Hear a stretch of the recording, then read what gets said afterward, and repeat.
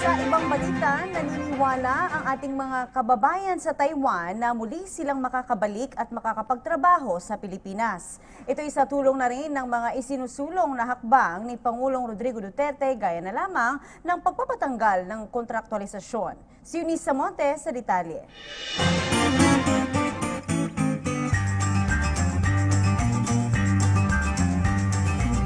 15 oras mula sa Lawag at pangalawang destinasyon sa 6 na araw na paglalayag ng Star Cruises Superstar Virgo. Malalaking ngiti ng ating mga kababayan at mainit na pagsalubong ng mga lokal ang bubungad sa pagtapak sa tinaguriang maritime capital ng Taiwan, ang Kaohsiung City.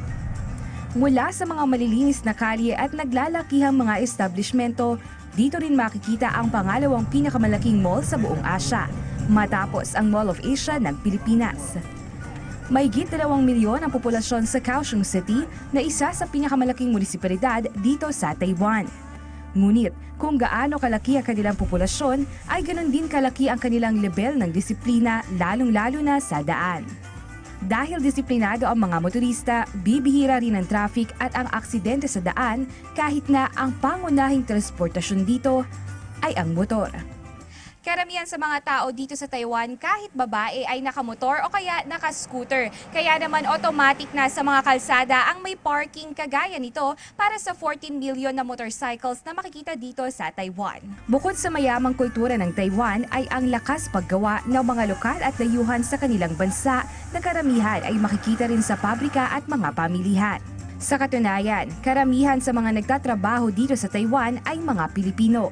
Kagaya ng mag-asawang David na nagtatrabaho dito bilang cultural performers. Anila, sa Pilipinas pa rin nila gugustuhin magtrabaho, ngunit dahil sa ilang dahilan ay kinakailangan nilang lisanin ang bansang pinagmulan. Marami lang competition sa Pilipinas. Medyo mahirap makakuha ng regular na trabaho, puro contractual halos. Ito kasi medyo stable siya. Kaya naman anila ngayong sinusulong na ni Pangulong Rodrigo Duterte ang pagtanggal ng kontraktualisasyon sa Pilipinas. Pwede na kami bumalik sa Pilipinas. At least, kampante na kami na dire-diretso yung trabaho. Ilan lamang sila sa libu-libong Pilipino nagbabaka sakali dito sa Taiwan na di magtatagal ay babalik na rin sa bansa, lalo pat batid nila ang hirap ng mawalay sa pamilya at ang sakripisyo ng pagiging dayuhan sa ibang bansa.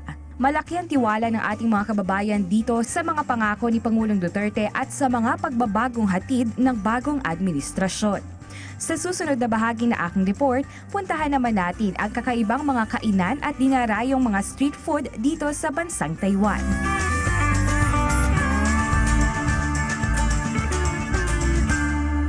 Mula dito sa Kaohsiung City, Taiwan, para sa PTV News, Eunice Samonte.